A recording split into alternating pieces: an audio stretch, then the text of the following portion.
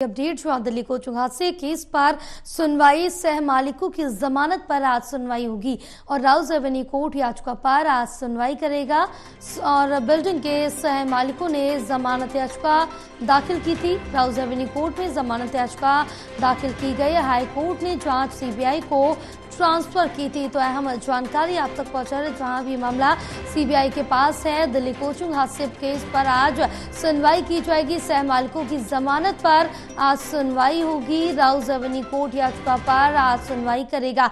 हालांकि आपको बताते चले कि इस हादसे में 3 मासूम छात्रों की जान चली गई थी। पानी भरने से 3 छात्र की जान चली गई थी, जिसके बाद अन्य छात्र लगातार प्रदर्शन कर रहे हैं। और यहाँ पर जिस तरह से देखें कि इस पूरे मामले पर लगातार सियासत भी गरमाई थी। इसके बाद यहाँ पर जो बिल्डिंग के मालिक हैं उनको गिरफ्तार किया गया। अब सह मालिकों की जमानत पर आज सुनवाई होगी। राउज एवेन्यू कोर्ट याचिका में आज सुनवाई करेगा। बिल्डिंग के सह मालिकों ने जमानत याचिका दाखिल की थी, जहाँ राउज एवेन्यू कोर्ट में जमानत याचिका दाखिल की गई और हाईकोर्ट ने जांच सीबीआई को ट्रांसफर की थी।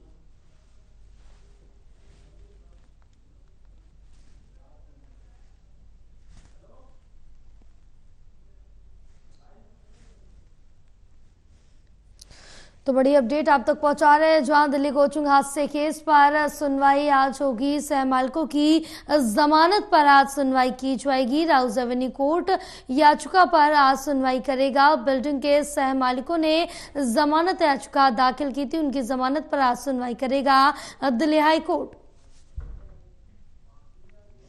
तो अहम अपडेट आप तक पहुंचा रहे, क्योंकि इस हादसे में 3 लोगों की जान चली गई थी, 3 छात्रों की जान चली गई थी। हमारे साथ हमारे सहयोगी रिया जुड़ी हुई हैं और ज्यादा जानकारी लेंगे। रिया, क्या अपडेट मिल पा रही, क्योंकि आज हाई कोर्ट इस मामले पर सुनवाई करेगा? जी देखिए, जयापाल राजेंद्र नगर में जो घटना घटित हुई थी उसे लेकर आज जो सहमालिक वहां के थे, यानी कि जो बिल्डर्स थे, उनको लेकर दिल्ली हाई कोर्ट जो है वो आज सुनवाई करने वाला है। क्योंकि इस मामले में दिल्ली हाई कोर्ट ने हालांकि जो सीबीआई जांच है उस पर ये पूरा मामला जो है वो सौंप दिया था, लेकिन ये जानकारी मिल रही है कि लगभग 4 जो सहमालिक हैं उन्होंने अपनी जमानत याचिका को लेकर अर्जी दायर की थी, जिसपे कि आज कोर्ट सुनवाई करने वाला है। हालांकि ये जानकारी मिल रही है कि राउज एवेन्यू कोर्ट के माध्यम से लगभग 10:30 बजे के आसपास में जो सुनवाई है उसे होना है। हालांकि इस पूरे मामले में लगभग 7 जो गिरफ्तारियां हैं उनको किया गया था, जिनमें कि 4 सहमालिक थे और उसके अलावा 2 जो है वो ओनर थे, और इसके अलावा जो थार यानी कि जो गाड़ी चालक था उसको भी गिरफ्तार किया गया था। लेकिन इस मामले में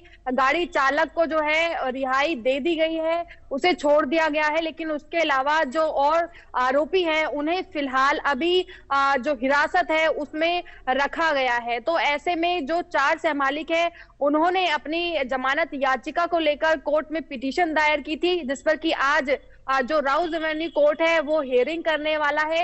हालांकि कोर्ट इस पूरे मामले पर पूरी पैनी नजर बनाया हुआ है, क्योंकि जिस तरीके से अभी तक ये देखा गया कि एमसीडी के जो तमाम अधिकारी हैं उनकी भी कहीं ना कहीं पर लापरवाही इस मामले में बताई जा रही है। लेकिन फिलहाल जो प्रशासन है उनके माध्यम से जो सहमालिक है उनकी गिरफ्तारियों को किया गया था, जो ओनर है उसकी गिरफ्तारी को किया गया था, और उसी के साथ में वहां पर जो थार हमने देखी थी जिसने पूरे जो बिल्डिंग का दरवाजा था उसे तोड़ा था, इन सभी को न्यायिक हिरासत में लिया था। तो ऐसे में अब जो सहमालिक हैं उन्होंने अर्जी लगाई है, और क्या कुछ उनकी तरफ से अपने तर्क रखे जाने वाले हैं पूरे मामले में, क्योंकि इस घटना में तकरीबन जो 3 छात्र हैं उन्हें अपने जीवन का त्याग देना पड़ा, जिसमें ना सिर्फ प्रशासन की लापरवाही नजर आई बल्कि उसके अलावा जिस तरीके से अवैध जो बेसमेंट चल रहे थे उनकी भी लापरवाही नजर आई। तो ऐसे में